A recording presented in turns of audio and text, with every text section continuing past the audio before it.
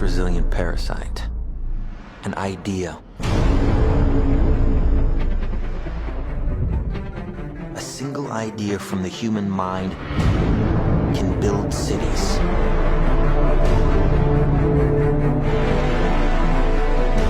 An idea can transform the world and rewrite all the rules. Which is why I have to steal it. He's hiding something and we need to find out what that is. We gotta break out of here. Give him the kick!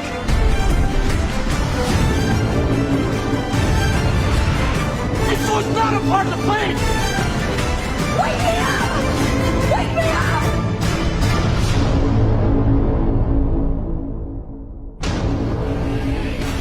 I know we have still not shattered that highest and hardest glass ceiling, but someday someone will, and hopefully sooner than we might think.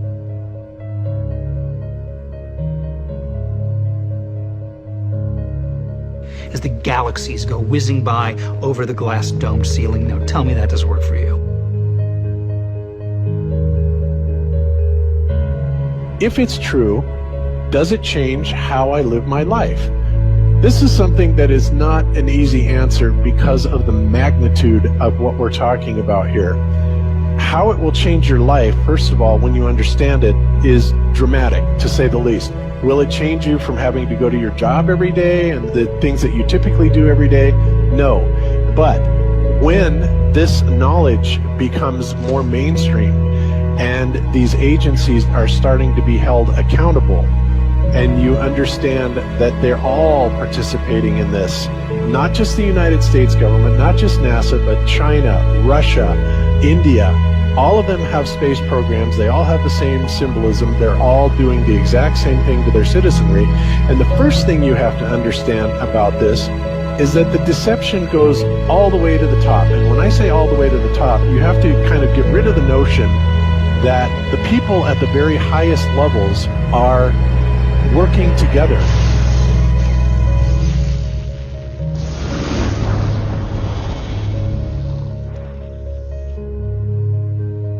Why would they do this? Why are they trying to hide the fact that we are on an infinite plane or on a flat earth rather than a ball? Well, if you isolate people into the idea that they're on a blue marble that's in the middle of a universe that is really insignificant and there's thousands or millions and billions of other worlds and possibly other civilizations, that makes most people think that we are insignificant and that we did actually come about as some sort of an accident. Now, when people believe that, their minds are much more malleable into being given the idea that there is no God, there is no creator. And because of that, that also gives the controllers this fertile soil to build other deceptions on.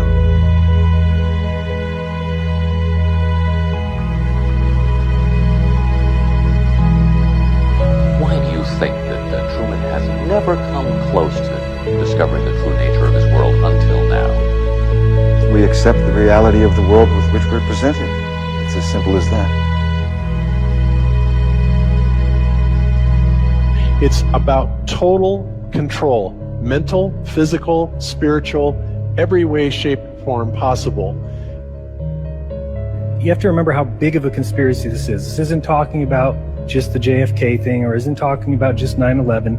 It's on an umbrella kind of system to where it is the biggest deception that there is. It actually exposes every other deception, and nothing else brings down the power of the elite because it really exposes education, science, the economy, television, museums, universities. Think of all the things that have been fooled. I feel worse for the people that are out there building satellites, the people that are out there actually working for these space agencies, the people out there teaching in schools as professors, because they would all come to the conclusion eventually, once this gets out, that they've all been contributing to the lie. Why do you believe what you believe? Prove it without using NASA or any other space agency, the government or military of any country in the world. Why would I say that?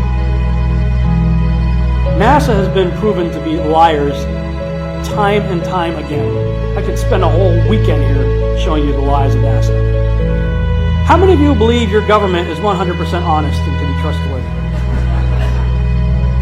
And how many of you know the military answers to their government?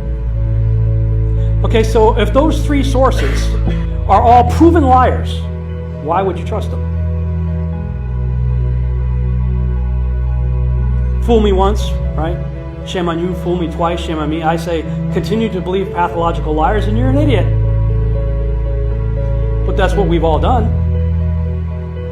And so, I look at these stuff, we've all seen the textbooks, we've all seen the videos and movies and all these things, and there's so much of it. Do you know what the budget NASA has? You know how much they get? How much money they get? Have you seen the movie Gravity? Okay. That's made for about $100 million, give or take. And if you saw the movie Gravity, that was pretty impressive. I saw it on IMAX, big screen, like, wow. I mean, I felt like I was with Sandra Bullock flying around in space, freaking out myself. Okay, this is what they're able to do with $100 million. What are you able to do with tens of billions of dollars a year since the 60s? Now, in my opinion, we're being lied to not only about the shape of the Earth, we're being lied to about the very nature of reality itself. In 1954, Admiral Richard Byrd, a highly decorated naval officer, conducted an interview where he alluded to the idea that there may very well be land beyond the poles. Admiral Byrd, you've been to both the North Pole and the South Pole. Is there any unexplored land left on this Earth that might appeal to adventurous young Americans? Yes, there is. But strangely enough, there's left in the world today an area as big as the United States that's never been seen by a human being. And that's beyond the pole, on the other side of the South Pole, from Middle America. And I think it's quite astonishing that there should be an area as big as that unexplored. That's a tremendous So challenge. there's a lot of adventure left down at the bottom of the world. Well, Admiral, do you hope to see that? We don't know. That's the big problem. We don't know where we are. Okay? That's what we're all trying to figure out here. But there is the Antarctic Treaty where, 53 or so nations have signed saying that no one's going to lay claim to Antarctica and that there are massive restrictions for travel there. You can't just get up and go to Antarctica on your own. You have to have a tour guide with you. There are only certain entry points and there are limits on where you can go search. Personally, I think the unconquered South face is the only one worth scaling. It's a 20,000-foot sheer wall of ice, but that's never stopped me before.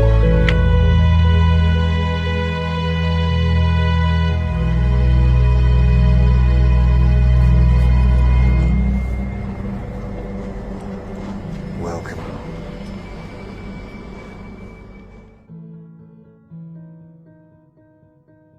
No, I just want to stand on top of the wall and piss off the edge of the world.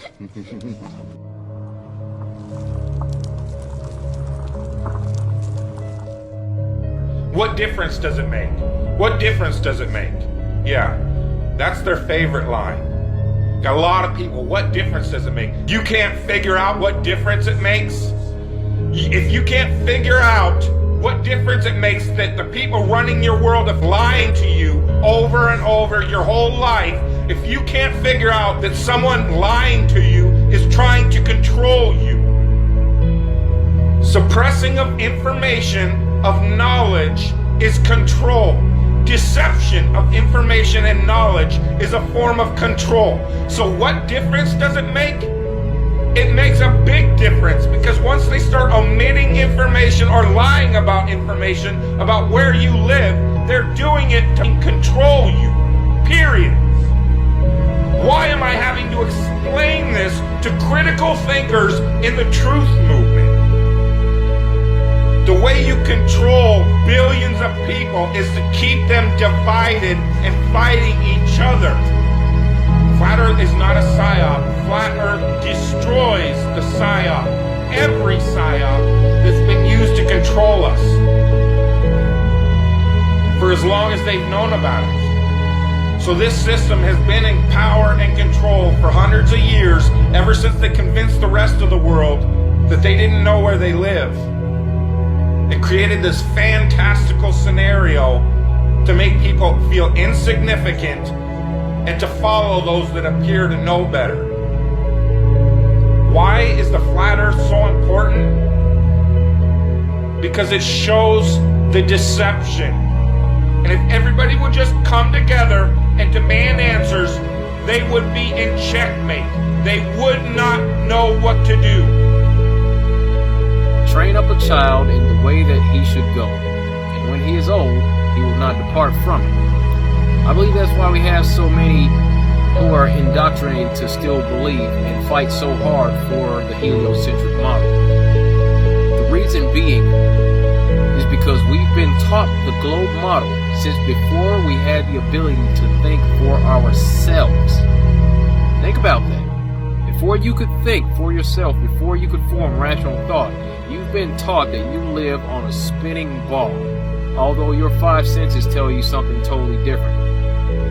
Our senses tell us that the earth is flat and stationary, that the sun and moon and the stars rotate above us just as we see, that they make their annual cycles in such a way that we can calculate days, months, and years of the passage of time, just like in Scripture.